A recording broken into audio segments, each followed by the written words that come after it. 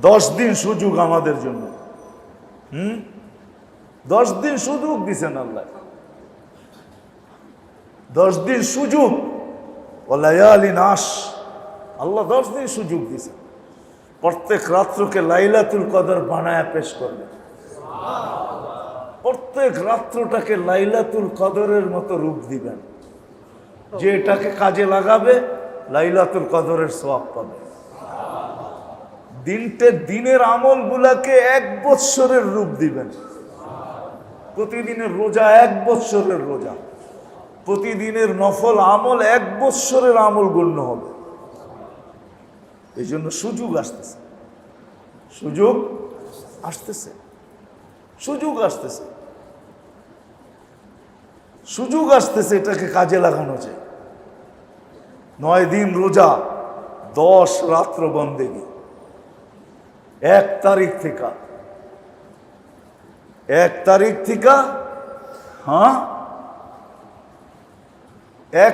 থেকে এই জন্য কিতাবে আছে তারিখ খেয়াল রাখা উচিত যে কোন দিন থেকে শুরু হলো। কেননা সূর্য ডুবার সাথে সাথে কি হয়? সূর্য ডুবার সাথে সাথে শুরু হয়ে যায়। সূর্য ডুবার সাথে সাথে শুরু হয়ে গেল। চাঁদ দেখার এলান শোনা, কানের ভিতরে রাখা, খবর রাখা যে এলান হলো কিনা, চাঁদ দেখা গেল কিনা। দেখা গেল ওয়াল ফজরি ওয়া লায়ালিন আশ, ওয়াল ফজরি ওয়া লায়ালিন আশ। এই সূরা ওয়াল ফজর ওই রাত্রের থেকে কাজে লাগানো শুরু করেন। বড়দেরকে শিখান, মা বোনদেরকে শিখান, বাচ্চা কাচ্চাকে শিখান। 10 রাত্র কাজে লাগান। 10টা লাইলাতুল কদর হবে। আর 10টা লাইলাতুল কদর যদি হিসাব করি তাহলে মেরে দোস্ত কত হবে? কত? 884 দিয়ে গুণ দেন, 84 দিয়ে গুণ দেন, 84 দিয়ে গুণ দেন, 83 দিয়ে গুণ দেন। 83 বৎসর 4 মাস, 10 দিয়ে গুণ দিলেই বাহিরে হয়ে যাবে। এত বৎসরের বন্দেগী হবে। 9 দিনের রোজা, 9 বৎসরের রোজা। সারাদিনের আমল 9 বৎসরের, প্রতি আমল 1 বৎসর করে গণ্য হবে। কত বড় সুযোগ, কত বড় সুযোগ। আবার কিতাবে পাওয়া যায়, যদি পড়তে পারে। চাঁদ দেখার ঘোষণা হয়ে গেছে, সাথে সাথে সূরা ফজর যে 7 বার পড়বে, ওয়াল ফজরি ওয়া লায়ালিন আশ, 7 বার যে পড়বে, আগামী 1 বৎসর আল্লাহ সমস্ত পেরেশানির থেকে মুক্ত রাখবে। সমস্ত পেরেশানির থেকে কি হবে? মুক্ত রাখবে। সমস্ত ধরনের পেরেশানির থেকে, ছোট বড় সব পেরেশানির থেকে আল্লাহ মুক্ত রাখবে।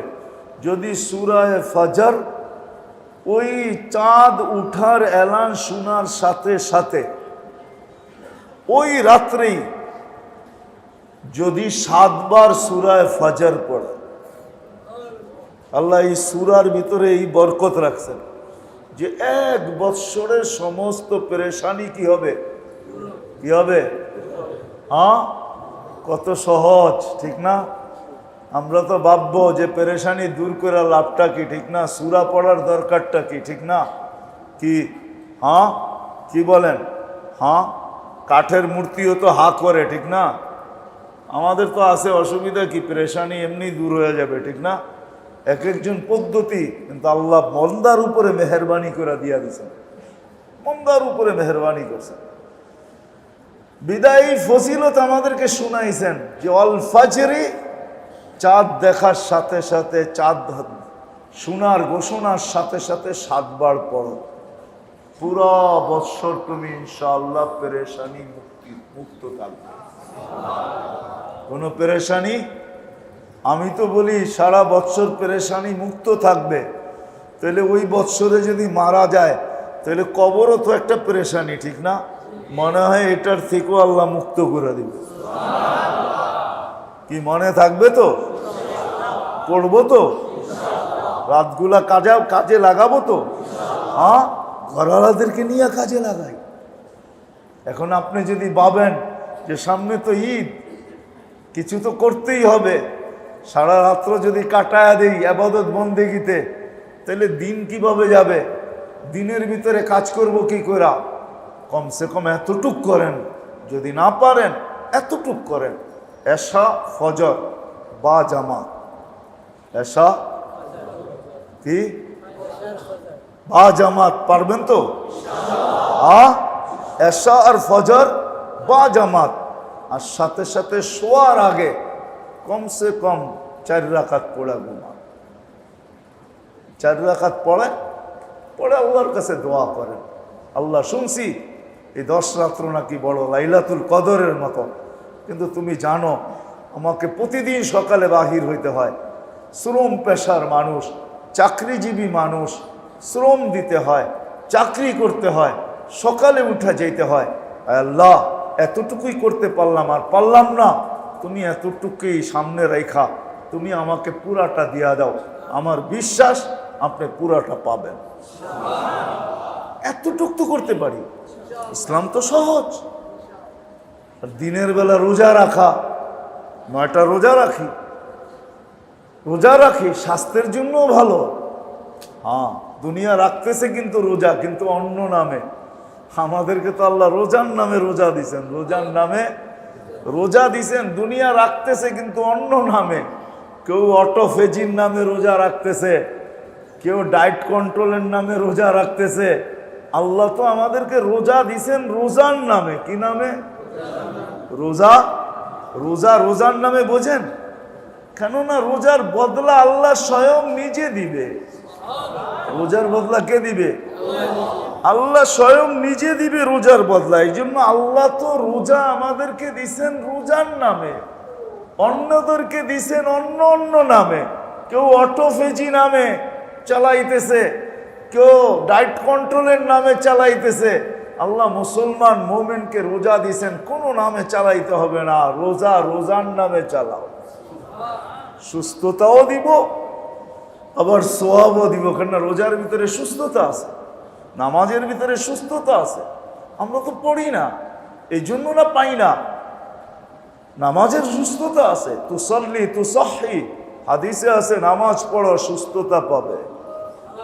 প্রমাণ দিছেন আবু হুরায়রা রাদিয়াল্লাহু তাআলা আনহুকে দিয়া, পেটের ব্যথায় ফুটবল হয়ে গেছেন। আল্লাহর রাসূল বলছে কুম ফাসাল্লি, ওঠো নামাজ পড়ো। তুমি নামাজের সালাম ফিরানোর পর আল্লাহ রাসূল জিজ্ঞাসা করছে পেটের ব্যথার অবস্থা কি? বলছে ইয়া রাসূলুল্লাহ ছিল, এটাও ভুলে গেছে, এমন ভালো হয়ে গেছে। রোজা দিছেন আল্লাহ আমাদেরকে সুস্থতার জন্য। হ্যাঁ, আর কিতাবে আছে রোজা সুস্থতার জন্য, রোগ মুক্তির জন্য। এই জন্য মেরে দোস্ত, কমসে কম এই 10টা দিন। আরো অনেকগুলো আমল আছে যেগুলা সবাই আমরা আগের থেকেই জানি, কিন্তু বড় আমল হলো এই 2টা। আরো অনেক আছে, যে চাঁদ ওঠার সাথে সাথে শরীরের যারা কোরবানি করবে এরা নখ টক কাটা না চাই, বরং কোনো জায়গায় মুস্তাহাব লেখছে যে কোরবানি করো আর না করো, কাটা না চাই। কেননা হাজিরা কাটবে না, হাজিরা কোরবানির পরে কি করবে?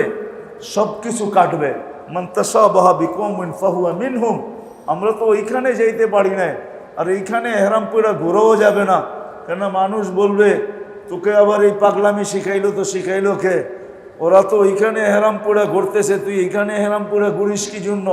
তো কমসে কম ওই 10 দিন নখ পশম এগুলা কাটার থেকে এখনই কালকের থেকেই সব কিছু কাইটা কমপ্লিট রাখা, যাতে এই 10 দিন আর হাত দিতে না হয়। কোরবানির ঈদের নামাজ হয়ে যাবে, তারপরে পরিষ্কার হয়ে যাবে, সব কিছু করবে। এগুলো তো আগের থেকেই আমরা জানি, কিন্তু সবচেয়ে বড় আমল যেটা, রাতগুলা যেন বন্দেগীর ভিতরে যায়, দিনগুলা যেন কোনো না কোনো আবাদতের ভিতরে কাটে। কাজ করতে করতেও অনেক কিছু করা যায়, জিকির করতে কোনো দিন জিকির মনে মনেও করা যায়। জিকির কি দাঁড়ায়ও করা যায়, বসেও করা যায়, শুয়েও করা যায়, সর্ব অবস্থায় করা যায়। বিদায়ী 10টা দিন, 9টা দিন, 10টা রাত্রকে গুরুত্ব দেওয়া চাই। দিব তো ইনশাআল্লাহ? হ্যাঁ। আর সূরা ফজর যারা জানি, চাঁদ উঠার খবর শোনার সাথে সাথে ওই রাত্রেই কমসে কম 7 বার পড়বো তো। যারা কোরআন পড়তে পারি কোরআন থেকেই পড়ি, যারা মুখস্থ পারি তারা মুখস্থ পড়ি, অসুবিধা নেই। কোরআন দেখা পড়লে কোনো অসুবিধা নেই, আরো ভালো দেখা পড়ে। আর মেরে দোস্ত, মেরে ভাইও, মেরে আজিজও,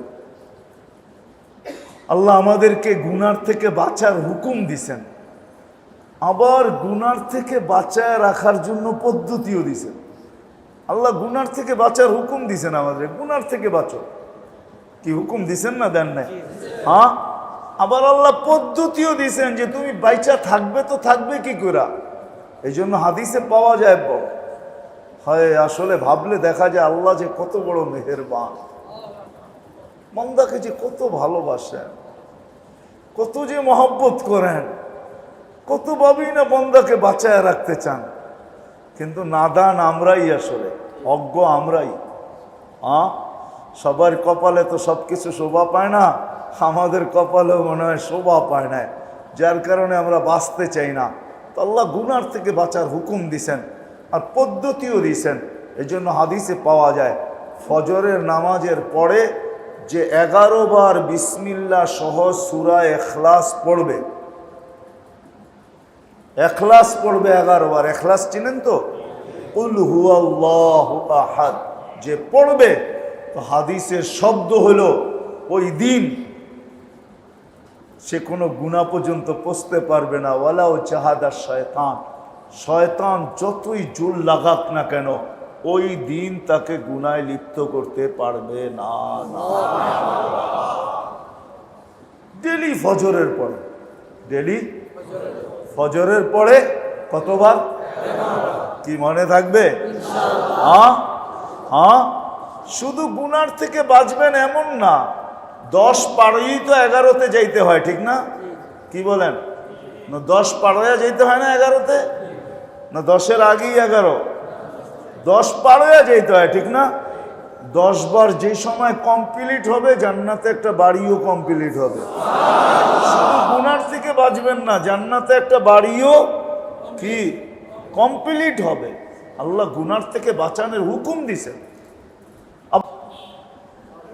সূরা ইখলাস, সূরা ইখলাস, মানুষের কোনো অঙ্গ ফেল হয়ে যাওয়া, এটা হলো সবচেয়ে বড় রোগ।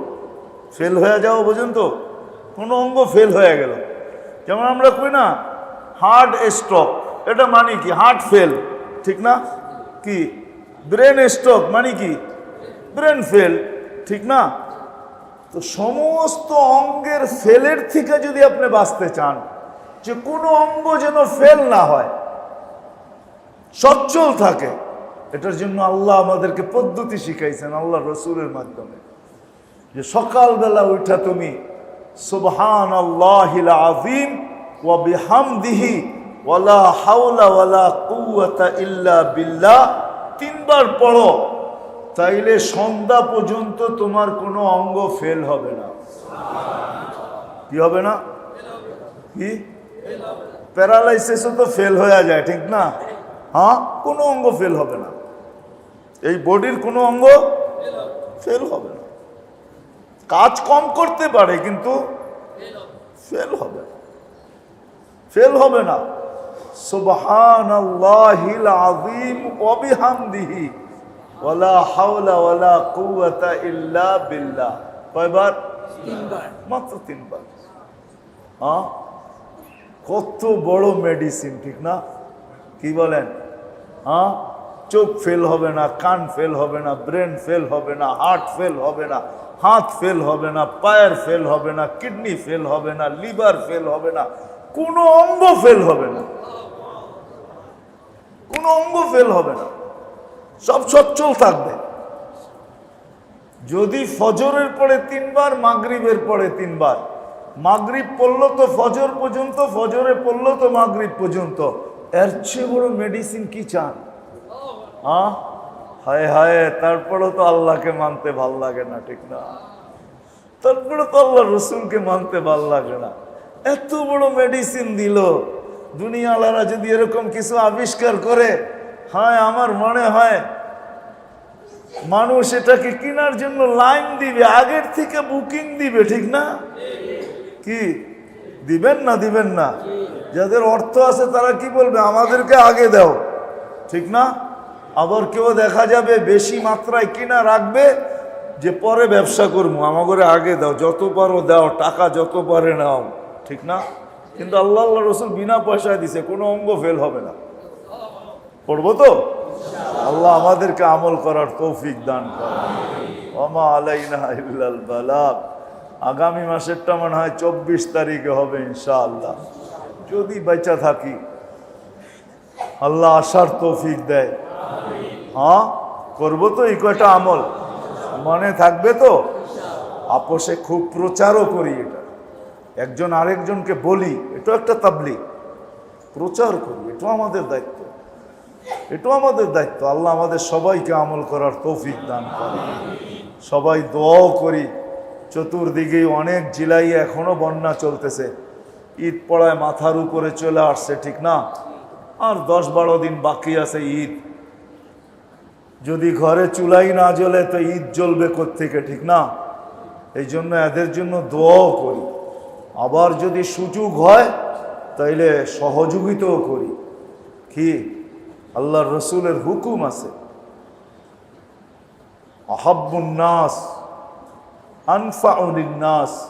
আল্লাহর কাছে ওই ব্যক্তি বেশি প্রিয় যে মানুষের কাজে আসে, মানুষের উপকার করে, মানুষের, যাদেরকে আল্লাহ অ্যাবিলিটি দিছে, আমরা খুব সহযোগিতা করি। ঈদ চলে আসছে, অনেক জেলায় এখনো বন্যার পানির ভিতরে আছে, এখনো রাস্তাঘাট স্বাভাবিক হয়ে ওঠে নাই। এদের জন্য খুব দোয়া করি। কেন যে আমাদের জমিনে এই বিপর্যয় আসলো, এই জন্য আল্লাহর কাছে মাপও চাই, সবাই তওবা করি, মাপ চাই। আল্লাহ তওবাকে পছন্দ করেন। হতে পারে আমার গুনার কারণেই আসছে, হতে পারে আমার গুনার কারণেই আসছে, যদিও আমার বাড়িতে আসে নাই, কিন্তু এটা একটু দূরে আসছে, কিন্তু আমার কারণেই হয়তো আসছে। এটা প্রত্যেকের ভাবা উচিত। এই জন্য তওবাও করা চাই, দোয়াও করা চাই, সহযোগিতাও করা চাই। আল্লাহ আমাদের সবাইকে তৌফিক দান করেন।